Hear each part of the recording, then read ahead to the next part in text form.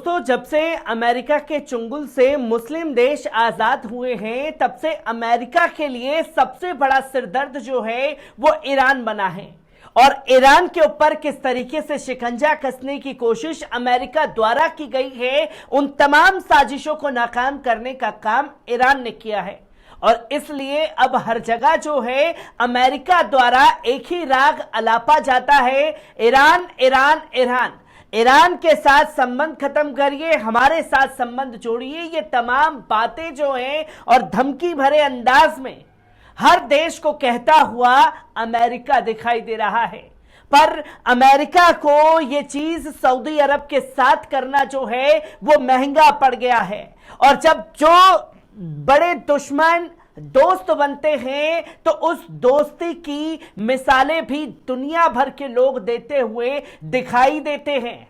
और ऐसा ही किया है अपने दोस्त ईरान के लिए सऊदी अरब ने, जहां अमेरिका को कड़े शब्दों में फटकार लगाई है।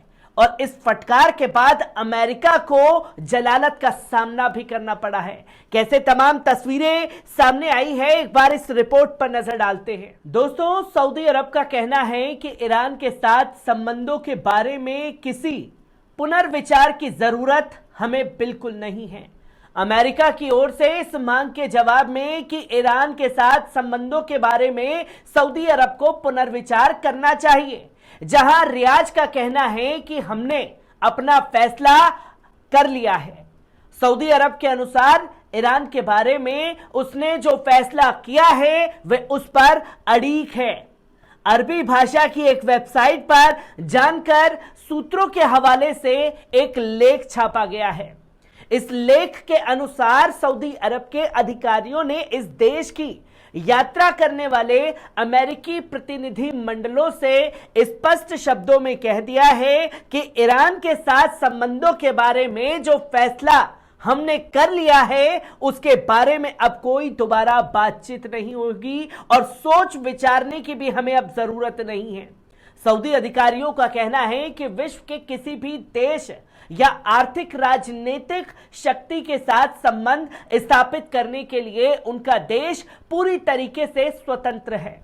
राजनीतिक जानकारों का यह कहना है कि ईरान के साथ संबंधों को समाप्त करवाने के लिए अमेरिका के कई अधिकारियों द्वारा शिष्टमंडलों ने हालिया दिनों में सऊदी अरब का दौरा किया। और इस दौरे में यह कहा गया कि अमेरिका को अब यह बात स्वीकार कर लेनी चाहिए कि विश्व और क्षेत्र इस समय परिवर्तन के चरण से गुजर रहा है। विश्व के देश अपने हितों के लिए हिसाब से फैसले कर रहे हैं। ऐसे में किसी दूसरे देशों को उन्हें सलाह देने की जरूरत नहीं है या आदेश देने की जरूरत नहीं है। याद रहे कि 10 मार्च 2023 को बीजिंग में ईरान और सऊदी अरब के बीच समझौता हुआ था। इस समझौते के आधार पर तेहरान और रियाज अपने यहां एक दूसरे के दूतावासों और काउंसिलेट को खोलने जा रहे हैं। इस समझौते का पूरे विश्व, विशेषकर मध्य पूर्व में स्वागत किया गया। आपको बता दें कि इसी को लेकर काजिम गरीबाबादी कहते हैं कि वे देश जो मानवाधिकारों के समर्थन का ढिंडोरा पीटता था, हर्ष आतंकी गुटों का शरणार्थ था। ईरान मानवाधिकारों के आयोग सचिव ने पश्चिम देशों को आतंकवादी गुटों का स्वर्ग बताया था। काजिम गरीबाबादी का कहना है कि ईरान की जनता आतंकवाद का शिकार रही है। उन्होंने ये भी कहा कि आतंकवादी गुटों के सुरक्षित स्थल के रूप में पश्चिम देश उनके लिए स्वर्ग बने हुए हैं। गरीबाबादी ने यह भी कहा कि यही देश अब ईरान पर आतंकी गुटों के समर्थन का आरोप मढ़ रहे हैं। 1989 में सफल होने वाली इस्लामी क्रांति के बाद से अब तक ईरान के 17,000 से अधिक लोग आतंकी गुटों और आतंकी कार्रवाइयों का लक्ष्य बन चुके हैं। इस्लामी क्रांति की सफलता के आरंभ से ही अमेरिका उन आतंकी गुटों का राजनीतिक और आर्थिक समर्थन करता आया है जो इस्लामी गणतंत्र ईरान की जनता के विरुद्ध आतंकी कार्रवाइयां करते हैं। वर्तमान समय में तो पश्चिम देश इन आतंकी गुटों के लिए स्वर्ग का स्थान रखते हैं, क्योंकि वे आतंकी वहां पर हर प्रकार से सुरक्षित है। ईरान के मानवाधिकार आयोग के सचिव काजिम गरीबाबादी ने ये बातें तेहरान में वरिष्ठ ईसाई धर्मगुरु के साथ एक मुलाकात में कही। उन्होंने ये भी कहा कि ईरान में कई अल्पसंख्यक समुदाय पाए जाते हैं। काजिम गरीबाबादी के अनुसार मानवाधिकारों का दावा करने वाले देशों में अब तक मस्जिद बनवाना भी लगभग असंभव हो चुका है, जबकि ईरान में ईसाइयों के लगभग 400 चर्च और उपासना स्थल मौजूद हैं।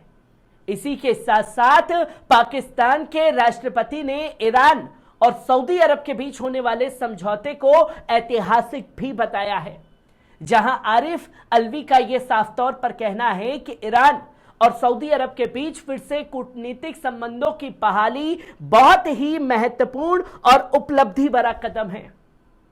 उन्होंने यह भी कहा, मैं दोनों देशों के नेताओं को इसलिए बधाई देता हूं क्योंकि उन्होंने ऐसा शांति समझौता किया है जो ऐतिहासिक होने के साथ ही स्थायी भी है।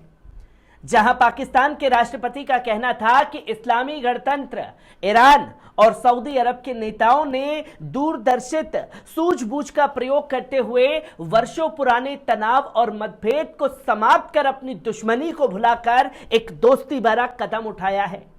इसी बीच पाकिस्तान के एक विशेषज्ञ मुशाहिद हुसैन ने अपने एक लेख में लिखा है कि अब ऐसा लगता है कि फिलहाल सऊदी अरब क्षेत्र में वॉशिंगटन की रणनीतिक को विस्तार देने वाला देश नहीं रह गया है। याद रहे कि 10 मार्च 2023 को बीजिंग में ईरान और सऊदी अरब के बीच एक समझौता हुआ था, जिसके आधार पर दोनों देशों में एक दूसरे के दूतावासों और कंसल्टेंट्स को भी फिर से खोल दिया गया।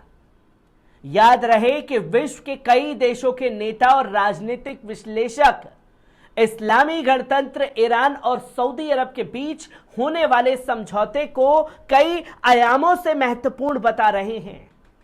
कुछ का यह साफ तौर पर कहना है कि यह तस्वीर आना बहुत जरूरी था। यह समझौता क्षेत्र में विदेशी सैन्य उपस्थिति को समाप्त करने में भी एक सहायक सिद्ध हो सकता है।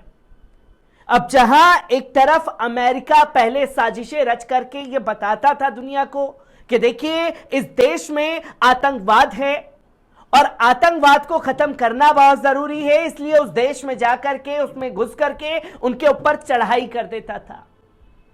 जहां आतंकवाद को पालपोस करके मुस्लिम देशों में छोड़ने का काम अमेरिका द्वारा किया जाता रहा और इसको अब तमाम मुस्लिम देश समझ चुके हैं और एक दूसरे के खिलाफ जो भड़काने की कोशिशें लगातार अमेरिका मुस्लिम देशों को करता रहा वो भी अब धराशायी हो चुका है। जहां ईरान के साथ संबंधों को लेकर के अपना ज्ञान सऊदी अरब को देना अमेरिका को भारी पड़ चुका है। हर एक तस्वीर से आपको रूबरू कराता रहूंगा। दीजिए इजाजत, शुक्रिया।